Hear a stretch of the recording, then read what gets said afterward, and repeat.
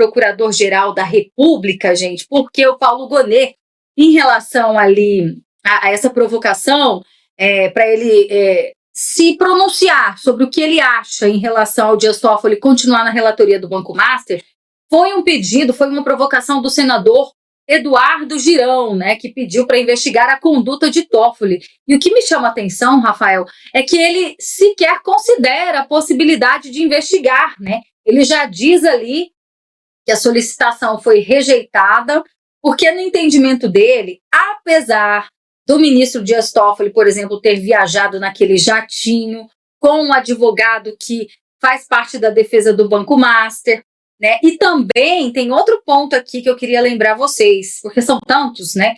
O Fabiano Zettel, que é cunhado do Daniel Vorcaro, ele tem fundos que foram adquiridos do resort da família do ministro, né? Então, assim, está envolvido em várias camadas ali, é o irmão, é o primo, enfim.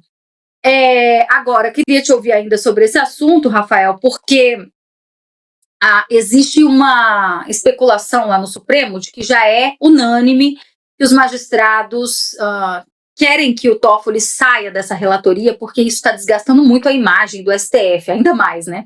Só que ele diz que não vai sair também. O Fachin voltou ontem, né? Interrompeu o seu recesso, voltou antes do previsto para reassumir o comando da presidência do STF. E o que você acha que pode acontecer? Eles vão procurar um jeito do Toffoli sair de forma honrosa? Já falaram até na possibilidade dele alegar que está com problemas de saúde? Ou você acha que ele vai sustentar isso até o fim? Veja, Berenice, eu outro dia tive um suspiro de surpresa nesse sentido, não negativa, mas atônita, de não compreensão especificamente falando, quando o Alexandre de Moraes se declarou suspeito e o julgamento de uma prisão domiciliar do Bolsonaro foi parar com Gilmar Mendes. Quando você fala se é possível que o Toffoli se ausente e tenha alguma saída honrosa, primeiro, para ficar registrado, me permita até para a gente descontrair um pouco, tem fã-clube que a gente acha que não existe, né?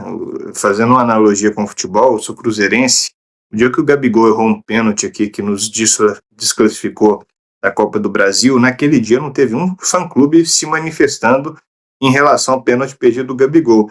O Toffoli aparentemente tem fã-clube, pois isso é um tanto quanto inusitado. Como seria inusitado se ele saísse agora? De fato, eu escuto que esse retorno do Fachin é quem devolveu ao Lula os poderes políticos, o Fachin é quem fez um manifesto, participou de um manifesto público de apoio à reeleição da Dilma, então tem um histórico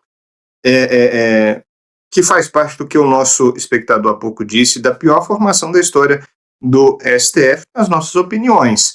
Agora, ele é alguém distinto do Luiz Roberto Barroso. Primeiro, porque não vai ficar se emocionando o tempo inteiro. A gente se emociona nas nossas profissões, mas não a cada sessão para julgar casos. O Fachin, certamente, ele vai apontar aqui, pessoal, quantos nós vamos precisar que tenha aqui dentro extremamente queimados.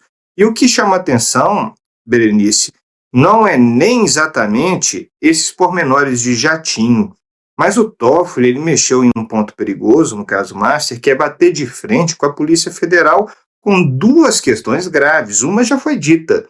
Ele lacrou toda a materialidade levantada acerca do caso Master, disse que ele ia periciar e pronto.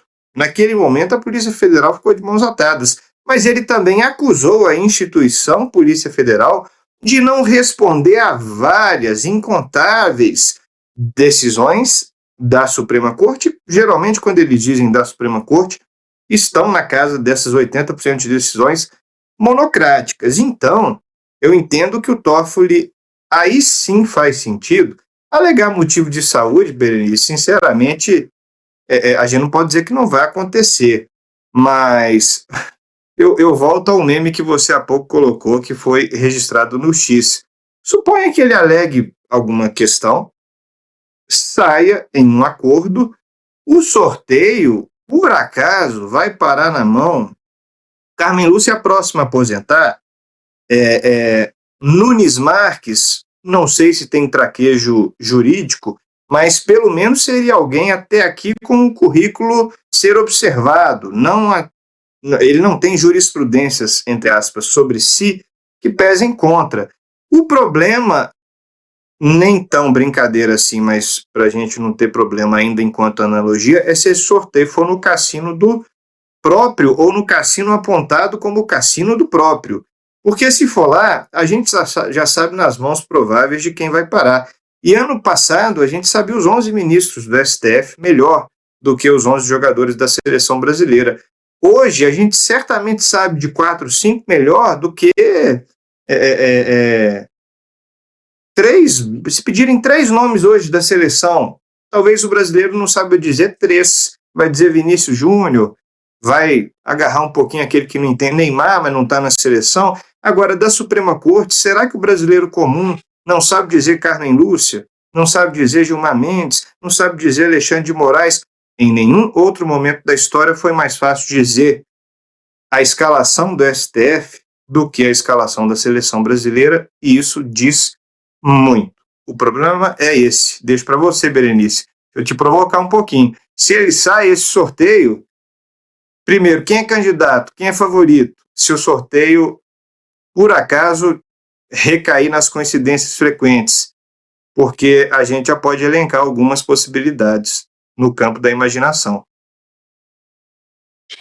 E vamos combinar que o Supremo Tribunal Federal está tão aparelhado que, independente das mãos que caia ali, né, a gente tem visto as decisões do STF muito em concordância, né? Eu acho que o caso do 8 de janeiro foi uma raridade, com a divergência pela sentença do Luiz Fux, né? A decisão dele ali, quem leu toda a decisão, e ele ficou ali quase 10 horas, salvo me engano, né? Então, assim, é muito difícil a gente ver hoje no Supremo eles divergirem. A época ali, sei lá, antes do Temer, eu acho que eles batiam boca, né? Batiam de frente. Isso acabou depois que o Bolsonaro foi eleito. Deu a impressão que parece que todos resolveram se unir depois que o Bolsonaro foi eleito lá em 2019, todos numa mesma causa, que daí seria derrubar e tirar a direita de campo, porque até então o que nós vimos no nosso país era aquela direita permitida, né, o tal do PSDB, enfim. E aí foi ali aquele ponto que eu acredito que foi ali naquele ponto que os ministros do STF passaram a se unir pelos ideais que eles acreditam e deixar as divergências de lado. Então, acho que funciona mais ou menos assim hoje em dia. E como eu falei, vai piorar, né? Porque vai entrar aí certamente o Jorge Messias, que é um cara novo, que tem o mandato do Supremo é vitalício, né, Rafael? Então vai ficar pelo menos ali umas 3 décadas, né? Fora os outros ministros novos que entraram, Flávio Dino, Cristiano Zanin. Gente, a situação não é boa, né? Eu acho que a solução pode ser o Senado Federal, uma nova composição, para que coloque ali freios e contrapesos que a gente não vê hoje mais na Suprema Corte.